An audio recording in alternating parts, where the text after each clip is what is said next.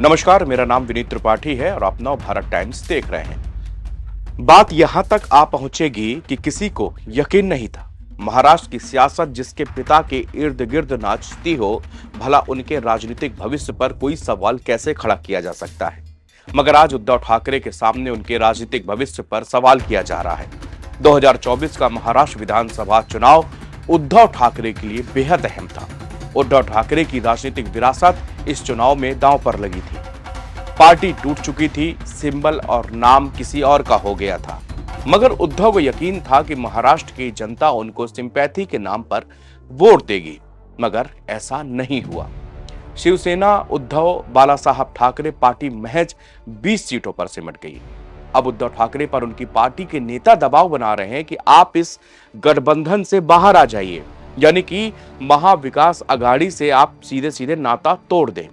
Indian express की एक report पर जरा आप गौर से देखेंगे तो पता चलेगा कि सोमवार को उद्धव ठाकरे द्वारा आयोजित एक बैठक में सेना यूबीटी के 20 विधायकों में से ज्यादातर ने कथित तौर पर उनसे अनुरोध किया। उन विधायकों ने जमीनी स्तर पर कार्यकर्ताओं का भी मुद्दा उठाया। हालांकि जानकारी ये भी मिल रही है कि ठाकरे के साथ साथ पार्टी के अन्य सीनियर लीडर जैसे आदित्य ठाकरे और राज्यसभा सांसद संजय राउत भाजपा के खिलाफ एकजुट विपक्ष पेश करने के लिए गठबंधन को बनाए रखने के इच्छुक दिखाई दिए। महाराष्ट्र विधान परिषद में विपक्ष के नेता हैं अंबादास दानवे। वो कहते हैं कि हमारे कई विधायकों को लगता है कि शिवसेना यूबीटी के लिए स्वतंत्र रास्ता अपनाने और अपने दम पर चुनाव लड़ने और किसी गठबंधन पर निर्भर होने का समय आ गया है। शिवसेना का उद्देश्य कभी भी सत्ता का पीछा करना नहीं था। ये सत्ता स्वाभाविक रूप से तब आएगी जब हम अपनी विचारधारा पर अड़िग रहेंगे। दानवे का कहना है कि स्वतंत्र होने का कदम शिवसेना यूबीटी को अपनी नींव मजबूत करने में मदद करेगा। 2022 में पार्टी में विभाजन के दौरान एकनाथ शिंदे ने शिवसेना के अधिकांश विधायकों और सांसदों को अपने साथ ले लिया।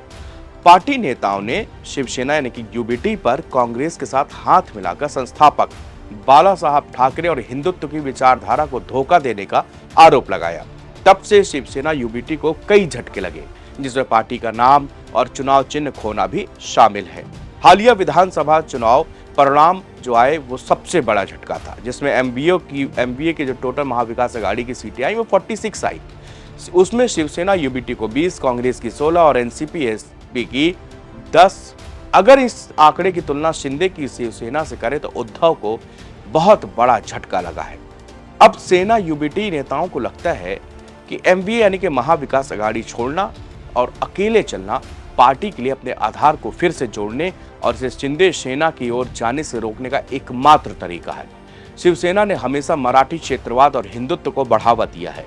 भाजपा की शानदार सफलता को देखते हुए लोग इसका श्रेय हिंदू वोटों की एकजुटता को देते हैं। शिवसेना यूबीटी के नेताओं को लगता है कि कांग्रेस और एनसीपी कारण उनका अपना सबसे अहम जो हिंदुत्व का मुद्दा था वो कहीं कमजोर पड़ गया या पीछे छूट गया, जो कि सही भी है।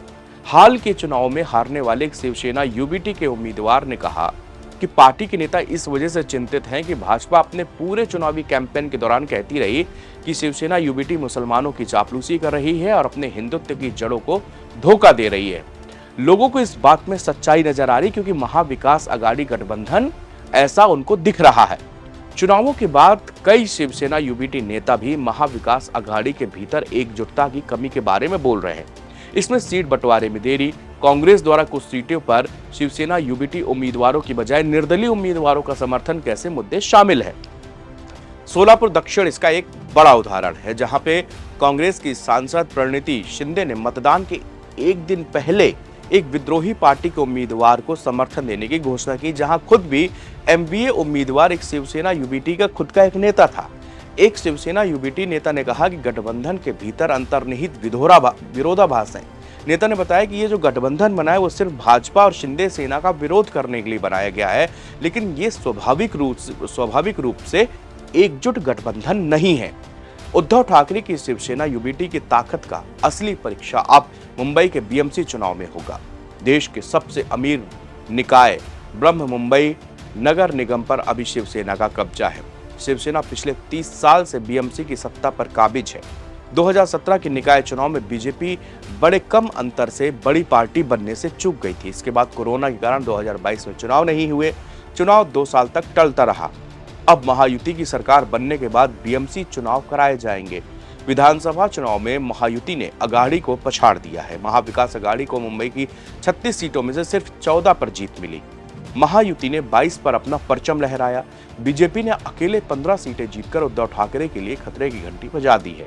अगर बीएमसी चुनाव उद्धव सेना हारती है तो बाल ठाकरे के राजनीतिक उत्तराधिकारी एकनाथ शिंदे आसानी से हो जाएंगे। महाराष्ट्र में अब लोकसभा और विधानसभा चुनाव 5 साल के बाद ही होंगे। इस बीच केंद्र या महाराष्ट्र की सत्ता में बड़ा उलटफेर होने की संभावना भी खत्म हो गई है। अब सारा दारोमदार पंचायत और निकाय चुनाव पर टिका रहेगा। चर्चा यह भी हो रही है कि मराठा राजनीति के चाणक्य माने जाने वाले शरद पवार का यह आखिरी चुनाव था। उन्होंने खुद ही एक चुनावी जनसभा में चुनावी राजनीति से संन्यास लेने की घोषणा की थी। हालांकि इस पर टिप्पणी करते हुए अजीत पवार ने कहा था कि शरद पवार की मन की बात सिर्फ वही जानते हैं, उनके लिए कोई भविष्यवाणी नहीं कर सकता। विधानसभा चुनाव में चाचा शरद के 10 से चौगुनी 41 विधानसभा सीटें जीतकर साबित करती है कि वह पवार फैमिली की विरासत संभालने को तैयार है। एनसीपी के नेता मानते हैं कि अगर अजीत पवार किसी परिस्थिति में सीएम बने तो एनसीपी एसपी पूरी तरह से उनके समर्थन में आ जाएगी। यानी कि अब सबसे बड़ा जो सवाल है वो ये है कि उद्धव ठाकरे का राजनीतिक भविष्य क्या होगा। आखिरकार वो किस तरह की कौन सी नई रणनीति अपनाएंगे जिससे वो अपनी खोई हुई विरासत वापस से पा सकते हैं। क्या उनके बेटे आदित्य ठाकरे कोई नया बीड़ा उठाएंगे? क्या वो हिंदुत्व का अपने पुराने एजेंडे पर कायम होंगे? क्या उनको ये लगता है कि अब उद्धव ठाकरे के लिए वो वक्त आ गया है जो कि कार्यकर्ता मांग कर रहे हैं कि महाविकास अघाड़ी गठबंधन से दूर हटा जाए? क्योंकि महाविकास अघाड़ी में साथ में कांग्रेस है और उनके साथ में है एनसीपी शरद पवार की पार्टी।